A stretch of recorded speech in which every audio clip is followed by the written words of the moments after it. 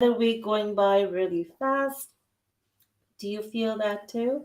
Or do you feel like it's going on a good pace? It's so amazing to me how the same days, the same weeks and hours can feel so different for each one of us depending on what's going on. Today, I wanted to share this quote with you that's by Oprah Winfrey. And this one quote says, "That's what great books do, especially when shared. They shine a light on the unfolding of our own stories." And that, I feel, I totally agree with that. I wish I had come up with something profound like that. Have you read, what are some of your favorite books that you've read that has really transformed your life or got you to think it's something different from what you've used to think before? Many of our thoughts and beliefs have been imprinted in us in our childhood. And I think most of it has, it's not even our own original thought, unless you can remember things from your childhood, probably from the age before 5 or before 7, because that's when we come up with our own, I think, our own ideas, um, or what we believe from the previous life. If you believe in previous life, I do. um, I think most of us from India or who practice Hinduism do believe in that. And then we're given the opinions of our parents and our caretakers and our society around us, and we take on their own belief. And then eventually we come to a time like this, after being young adults, to start realizing what our own stories are and start unfolding. I read so many books I can't even tell you. And then after becoming a young adult, started focusing on those nonfiction books, the self-help books, and the one that really made a difference for me, I believe it was 4 years ago, was a book by Shonda Rhimes, The Year of Yes. It's The Year of Yes or A Year of Yes. And I still remember that book and talk about it so often because of the impact it made. I was surprised to find out that Shonda Rhimes was an introvert. And you see people in the limelight in Hollywood. She's got Thursdays just to her name, right, on ABC, the Shonda Land. And you don't realize that they're also going through similar things that we are going through. So she was an extreme introvert and used to say no to a lot of things. And that's what she writes in the book, that she used to say no to a lot of things because she was afraid of what people would think. She wouldn't give enough time to spend with her family because she felt she was continuously doing the work and she needed to continue to do the work to have the success that she had. Until one day her child asked her to play with her and she said, "No, mommy has got to work." And something in that made her look more deeply and more introspectively that, I say no a lot. And that just parallel to my life, that I said no a lot too. One, because I was shy, I was afraid of judgment from other people. What will they think? That's why I love moving to new places, because then I could become the person that I wanted to be without anyone knowing who I was before. But eventually it catches up with you.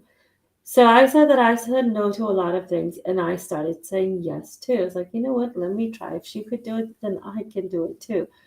And then that's when I published my book with Dr. John Gray and got into helping other women share their stories. And every time someone had approached me, "Hey, you should do this," I said, "Are you kidding me? You gotta be crazy."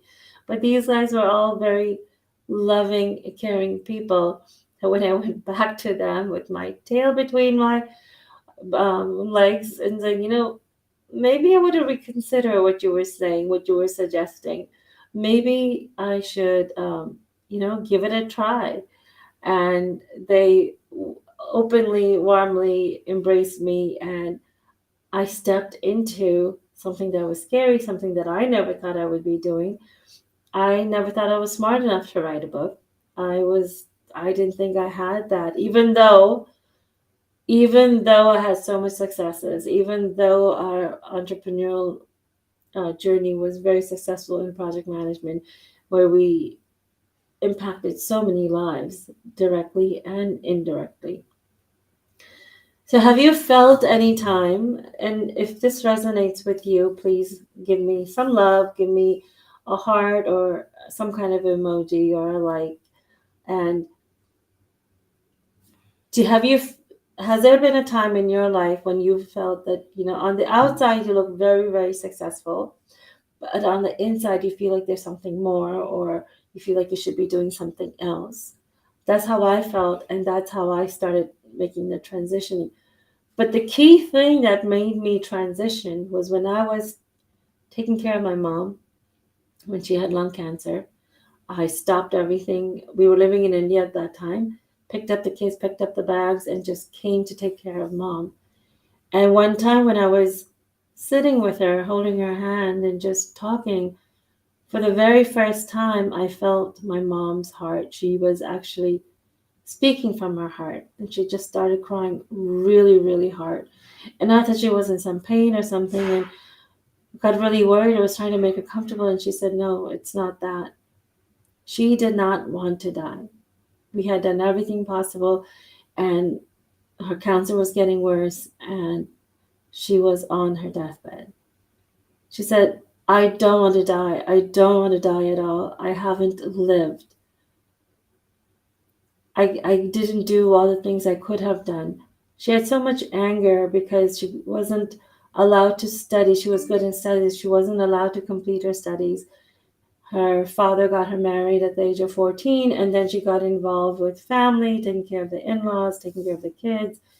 And and then she said, "Well, I didn't get a chance to do it then.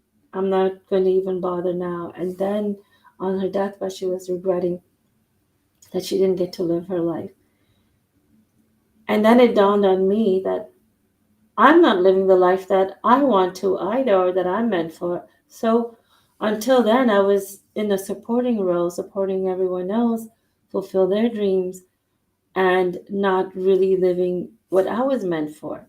And I've been getting the nudge for a really long time, and I didn't realize that was a nudge to do something on my own. And just then my daughter had walked in, and I looked at her and it's like, is she going to be following the same legacy that I'm following? Even though from the outside it didn't look like it. And that's when I decided that I need to start discovering what I am here for. And that's how the journey led to helping women and few exceptional men share their story. So in my family, I'm breaking the pattern. I'm breaking the legacy of women not really living their purpose. And then it's going to take another level with my daughter when she really embraces what she's supposed to do. And when you do that, I've come to learn that you're also healing the previous generational eras of the women in my family that haven't been able to live their purpose. So I share this with you to share with you that do some reflection and see, are you really living the life that you were meant to? And where is it that you're stuck? Where is it that you're not fully able to embrace your life's purpose? Because if not now, then when?